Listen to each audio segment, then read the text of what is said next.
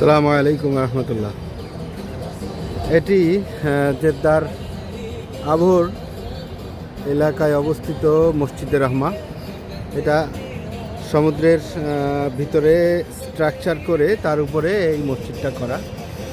এই মসজিদটা অত্যন্ত নয়নাভিরাম এবং এখানে বেশ লোকরা আমাদের বাংলাদেশি সহ বিভিন্ন দেশের লোকজন এখানে আসে। জায়গাটা আসলেই সুন্দর, তবে সন্ধ্যার পরের ভিউটা আরও সুন্দর লাগে। তো দিনের বেলায় সমুদ্র, এই যে আরব সাগরের পাড়ে এটি অবস্থিত মসজিদে রহমা।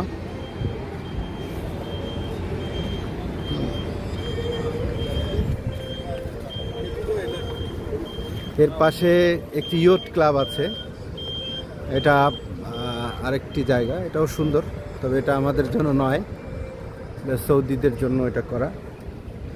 আর আপনারা মসজিদে রহমা।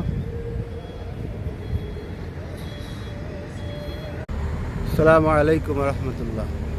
সামনে যে ভবনগুলো দেখা যাচ্ছে এটা জেদ্দার পুরকীর্তির অংশ। উসমানিয়া খেলাফতের আমলে যে সমস্ত ভবনগুলো ছিল সেই ভবনগুলো একই অবস্থায় রাখা আছে এখানে।